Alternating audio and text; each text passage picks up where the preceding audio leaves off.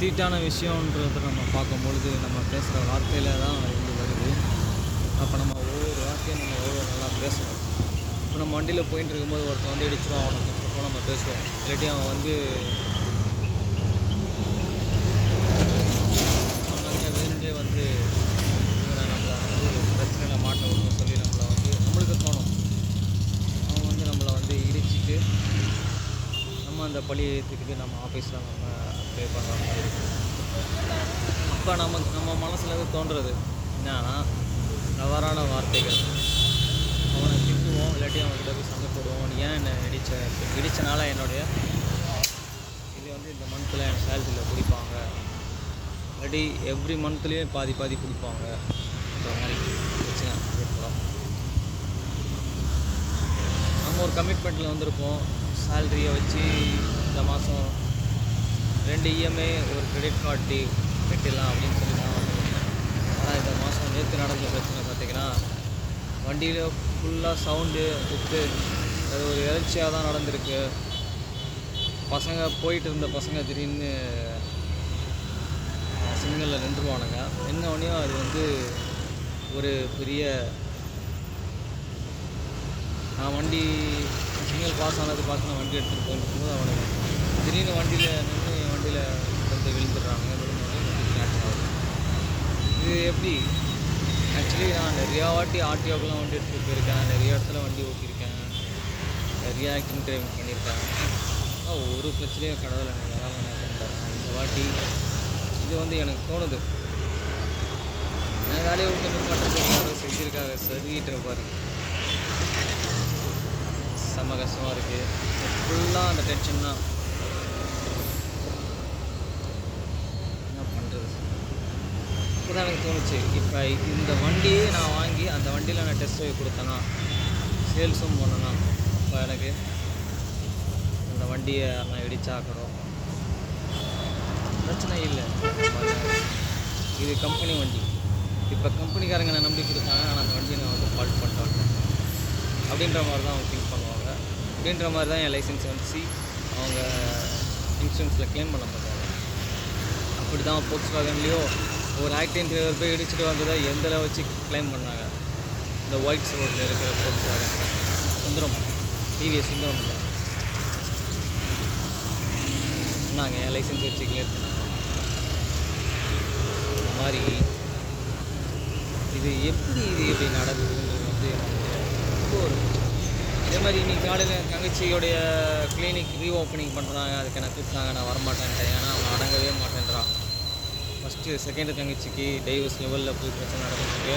அவளை வந்து பிரிக்கணும்னு தான் எதிர்பார்க்குறாங்களே தவிர சேர்க்கணும்னு எதிர்பார்க்க மாட்டேறாங்க. ஏதாவது டிசிஷனும் நீங்களே எடுத்துக்கிறீங்க. கல்யாணம் பண்ணணும்னு நினச்சிங்க, கல்யாணம் பண்ணிட்டீங்க, குழந்த கூட பெற்றுருச்சு செகண்ட் தங்கச்சி. ஆனால் இப்போ பிரியணும்னு எதிர்பார்க்குறா. அது தவறுன்றதை வந்து நான் சொல்லி காட்டிட்டேன். ஆனால் அவங்க யாரும் அதை ஏற்றுக்கல. பிரிக்கிறதுக்கே இந்த உலகத்தில் யாருக்குமே அறியாத கிடையாது. அதை சேர்க்கறதுக்கு தான் அதிகாரம் உண்டு. பிரிக்கிறதுக்கு யார் நினச்சாலும் சரி, யாராக இருந்தாலும் சரி, அவங்கள பிரிக்கிறதுக்கு அதிகாரமே கடவுள் கொடுக்கல யாருக்குமே. தள்ளிச்சிட்டு அதுவும் மோசைக்கிட்ட கேட்டு வாங்கினாங்க. அப்படி நீங்கள் எல்லோரும் பிரிக்கிறதுக்கு அவங்களுக்கு இடையூறுலாம் நீங்கள் இருக்கீங்கன்னா அது கடவுளுக்கே செய்கிற பெரிய பாவம். கடைசி நீங்கள் போய் கடவுளுக்கு போயிட்டு நீங்கள் ஒப்பிக்கணும். நாங்கள் செய்கிற இந்த பாவத்துக்கு நீங்கள் தான் பிரிச்சிங்க. யார்? உதாரணத்துக்கு அந்த சைடில் வரணும் உங்கள் அப்பா அம்மா, இந்த சைடில் எங்கள் அம்மா, நீங்கள் தான் பிரிச்சிருக்கீங்கிற மாதிரி தான் நான் சொல்லுவேன். பிரிக்கக்கூடாது. வாழ்வாக இருந்தாலும் சாவாக இருந்தாலும் தாழ்வாக இருந்தாலும் உயர்வாக இருந்தாலும் அந்த 2 பேருக்குள்ளே தான் அவங்க வாழணும். வாழ்கிறதுக்கு தான் நீங்கள் உதவணும். அவங்க பிரிகிறதுக்கு ஒரு காலமும் உதவக்கூடாது. கடவுள் சொல்லியிருக்காரு. அவங்க அதை எதை காரணம் காட்டி அவங்க புரிகிறாங்களோ அந்த காரணத்தை சொல்லணும். அதுக்கப்புறம் அவங்கள திருப்பி சேர்க்க தான் உலகத்தில் ஒரு கல்யாணம் ஒரு வாழ்க்கை தான். அதை கடவுள் சொல்லிட்டாரு பைபிளில். 2 கல்யாணம் பண்ணவங்களும் சரி ஒழுங்காக வாழ்ந்ததில்லை, 4-5 கல்யாணம் பண்ணி வாழ்ந்தவங்களும் அவ்வளோ பைத்தியம் தான் பிடிக்கும். ஒரு லவ் தான். அந்த 5 கல்யாணத்தில் 5 இதே அவனை ஏமாற்றி தலையில் கட்டியிருப்பாங்க. ஆனால் அதில் வந்து அந்த ஒருத்திக்கோசம் தான் அவன் வந்து அந்த 5 பெண்ணையும் கல்யாணம் ஏமாத்திருப்பாங்க. ஆனால் அதில் வந்து இந்த ட்ரூவான லவ் வந்து அது ஒருத்தி மேலே தான் அவன் பாசம் வச்சுருப்பான். அந்த ஒரு சந்ததி தான் பெருகுமே தவிர மீதி எல்லாருமே வந்து பார்த்திங்கன்னா அவங்கக்கிட்டேருந்து பங்கேற்று அவங்களுடைய ஒரு இதில் வந்து ஒரு நல்லதுலேருந்து பங்கெடுத்துக்கிட்ட மாதிரி தான் மீதி 4-5 பொண்டாட்டிங்க. ஆனால் உண்மையாக வந்து ஒருத்தியை தான் ஒரு லவ் பண்ணியிருப்பாரு. அந்த ஒருத்தியை வச்சு தான் அவங்களுக்கு பெருகும் பிளஸ்ஸிங்ஸ். உண்மையாக சொல்லலாம், உண்மையாக ட்ரூவாக லவ் பண்ணி கல்யாணம் பண்ணி நீங்கள் இருக்கீங்கன்னா சின்ன சின்ன இதெல்லாம் வந்து பிரச்சனையாக பெருசுப்படுத்தக்கூடாது.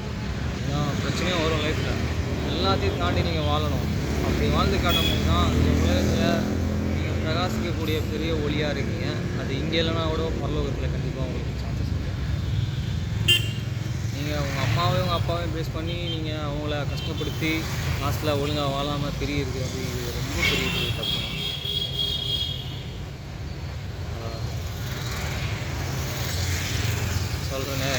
சொல்கிறேன் பிரிக்கிறதுக்கு யாருமே உரிமை கிடையாது. வாழ வைக்கணும், வாழ்றதுக்கு மட்டும்தான், சேர்க்கறதுக்கு மட்டும்தான் மனுஷனுக்கு உரிமை. அதுவும் கடவுள் தான் சேர்க்குறாரு, மனுஷன் கிடையாது. இதுலேருந்து நீங்கள் தெரிஞ்சுங்க, ஒழுங்காக வாழ பாருங்கள். ஓகேங்களா?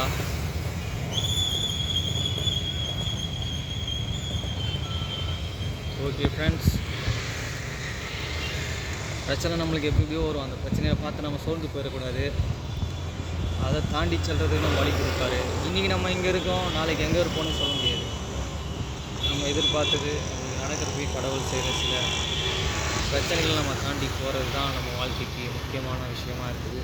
இதுவுமே மனசை போட்டு ரொம்ப நம்ம மன அழுத்தத்தில் நம்ம போகக்கூடாது.